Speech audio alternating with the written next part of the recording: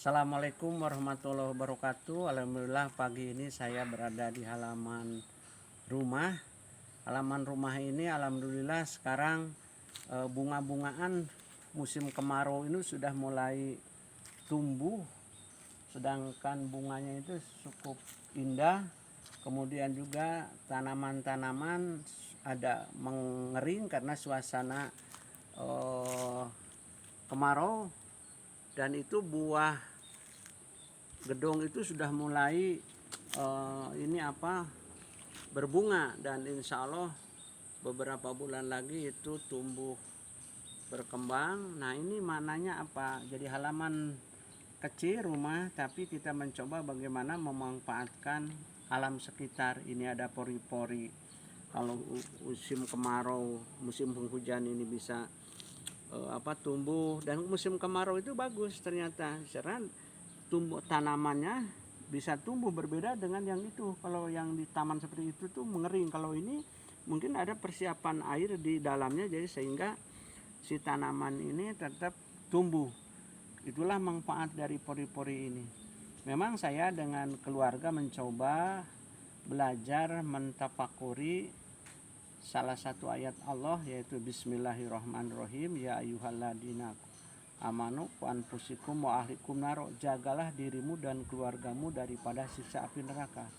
Saya memang ini tanah ini kurang lebih awalnya itu hampir 9.000 meter, kemudian 3.000 4.000 itu dijadikan lahan jalan masuk. Kemudian saya hibahkan kepada karyawan. Setiap karyawan itu ada 5 tumbak, tidak membeli. Saya berikan dengan catatan kita ingin membentuk satu komplek yang dinamai komplek Sali Iskandar, Al Sali Iskandar. Nah, saya sendiri dari ayat itu mencoba, ya ayyuhalladzina amanu qu anfusikum wa ahlikum naro, jagalah dirimu dan daripada siksa api neraka. Kemudian di dalam bahasa Sunda juga ada riung mung pulung bong rombok ngajo.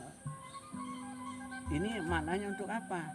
Jadi mereka berkumpul supaya saya, anak, istri, kemudian juga semua ini berkumpul. Dari saya, anak rumah saya sendiri, anak nomor 1, anak nomor 2, anak nomor 3, anak nomor 4, dan nanti anak nomor 5. Jadi semua cucu itu berkumpul dalam satu komplek. Karena dengan bengkungarung bongkok ngaronyok itu diartikan riung mung pulung sauyunan, supaya bisa kita menularkan beberapa aspek kehidupan yang tentunya bermakna pada orang tua itu. Jadi dengan sistem seperti ini maka akan timbul nilai budaya Islamnya terawat, kemudian juga nilai budaya Sundanya itu terawat. Satu lingkungan tapi berbeda rumahnya itu masing-masing. Apa maknanya? Supaya saya sendiri anak-anak ini dari mantu dan anak itu memang punya pemikiran tidak boleh bekerja di yang lain. Mereka sendiri yang jadi pegawai negeri, saya yakinkan bahwa meneruskan usaha yang dirintis oleh orang tua itu juga baik, menjadi pegawai negeri juga baik. Tapi memang alhamdulillah semua mantu tidak bekerja di yang lain. Apalagi anak saya tidak ada satupun yang menjadi pegawai negeri atau pegawai di mana saja. Mereka sudah mulai kecil saya ajarkan, saya bawa dari anak-anak kemudian sampai remaja sampai rumah tangga itu, bahwa inilah yang ayah lakukan kepada kalian nanti itu supaya meneruskan. Alhamdulillah anak saya itu ada yang jadi pembina, ada yang jadi rektor, ada yang jadi ketua yayasan, kemudian juga ada yang pengawas yayasan. Semua mereka berada di dalam satu kawasan untuk meningkatkan bagaimana. Dan inilah memang agak sulit. Awalnya saya juga harus menyampaikan waktu pacaran kepada anak-anak, ayo bisa berpacaran kepada anak-anak kita, tapi ayo ada tujuan yang utama, yaitu meneruskan usaha, meneruskan yayasan. Saya 4 yayasan ini dengan 20 unit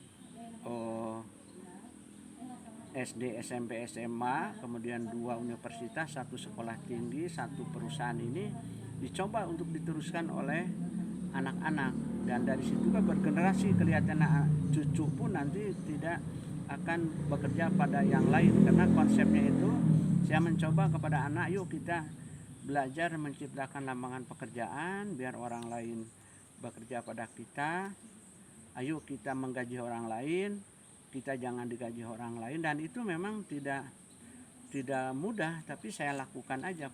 Hidup ini saya lakukan dengan proses yang sederhana saja. Jadi tidak ada metode, tidak ada pemikiran yang lain-lain. Saya hanya mencoba belajar bagaimana mensyukuri, menikmati, kemudian juga saya mencoba untuk memahami apa yang sebenarnya terjadi oleh Allah.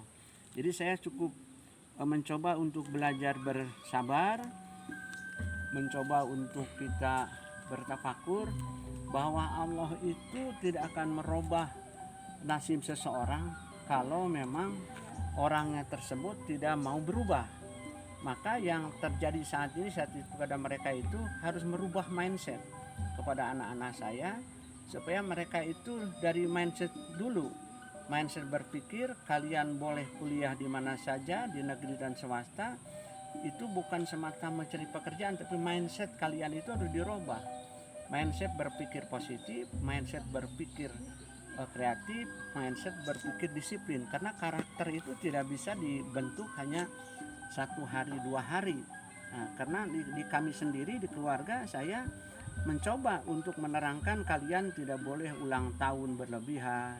Kalau pernikahan tidak usah mengadakan hajatan, mana yang lebih penting, apakah rumah, apakah membuat usaha atau bagaimana. Dan ternyata alhamdulillah anak-anak hampir semua anak saya itu memahami bahwa mereka ternyata lebih memilih bikin rumah daripada bikin hajatan yang besar. Kemudian karena setelah hajatan itu kan yang penting itu kan setelah perkawinan itu rumah, sandang, papan. Nah, kalau dipakai syukuran 1 hari 1 malam saja selesai, berapapun tidak akan bekas. Tapi kalau bikin rumah, nah inilah yang saya coba ini kan. Kemudian saya mengajarkan kepada anak-anak harus banyak teman, harus banyak sahabat, baik teman seangkatan, teman di bawah angkatan, teman di atas angkatan. Saya teringat oleh guru saya waktu di SD dulu, itu ada sebuah rumpaka lagu yang dalam bahasa Sunda, itu lagunya seperti ini. Utamana jalma kudu rea batur keur silih tulungan, silih titip kenya diri, budi akal lantaran pada jalma. Mananya apa? Kita itu harus banyak teman, harus banyak saudara, karena ilmu itu berasal dari teman. Kita ada masalah itu pasti dengan teman, dengan saudara, dengan sahabat. Jadi makna inilah yang saya coba untuk datang dari kampung ke kota dengan memaknai saya tidak punya tanah sejengkal pun, tapi dalam perjalanan ini alhamdulillah Allah memberikan kesempatan untuk bisa mencoba apa mananya bagi saya dan keluarga. Yang penting itu mau mensyukuri, sebetulnya mau bersabar. Orang itu sukses karena itu melalui proses. Jarang orang sukses itu karena pemberian dari orang tua, hadiah dari siapa, itu jarang. Ada orang seperti itu, tapi tidak terlalu banyak. Yang banyak itu adalah mau kompetisi, mau berubah. Katanya saya juga diajari oleh teman-teman dari kedokteran bahwa proses manusia antara suami istri berhubungan, kemudian sperma laki-laki dan perempuan itu kurang lebih 100 ribuan atau berapa ribu itu terjadi persaingan dari sperma itu. Maka yang jadi itu oleh Allah satu. Jadi kita tuh dari sejak lahir pun sudah, sejak pembuahan itu sudah bersaing. Makanya mananya saya cerahkan kepada anak saya, kamu harus mau berkompetisi, harus mau bersaing, dalam arti persaingan yang sehat, bukan hanya mengeluh, bukan hanya mencaci maki, bukan hanya mengharapkan belasan kasihan orang lain. Belum tentu orang tuanya kaya anaknya juga kaya, belum tentu orang tuanya miskin anaknya juga miskin. Jadi semua itu diupayakan di dunia ini supaya mau berikhtiar, mau berkreasi, mau berinovasi. Itulah makna yang saya lakukan di dalam kehidupan sehari. Jadi hari ini saya merasa bersyukur kepada Allah diberi kesempatan sebelum meninggal itu punya beberapa yayasan di bidang pendidikan. Ada Al-Ghifari, itu nama anak saya sendiri dari garasi rumah. Ada TK, SD, SMP, SMA, SMK plus Al-Ghifari. Ada Universitas Al-Ghifari, ada STIMIK Jabar. Kemudian yayasan yang kedua itu yayasan menerima wakaf dari Pak Haji Aceng, itu 1 hektar, dinamai Al-Aitam, karena saya dengan Pak Aceng itu adalah anak-anak miskin, maka dinamai Aitam. Aitam itu adalah yatim. Nah, oleh karena itu yayasan ini dijadikan sebagai lembaga pendidikan, yaitu ada TK, SD, SMP, SMA plus Al-Aitam. Kemudian juga ada yayasan yang ketiga yaitu yayasan Al-Sali Iskandar.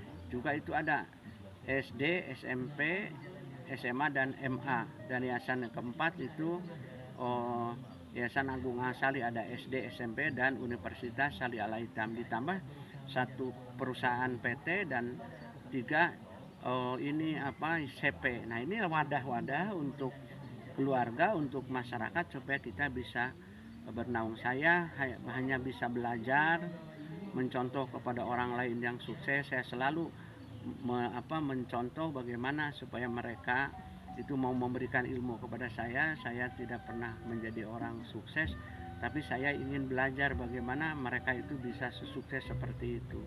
Saya kira demikian, menikmati di halaman rumah pagi ini mudah-mudahan jadi bahan inovasi, bahan kreativitas, terutama bagi anak-anak saya yang sekarang lagi belajar membantu mendirikan usaha atau kegiatan pendidikan. Sekian dan terima kasih. Assalamualaikum warahmatullahi wabarakatuh.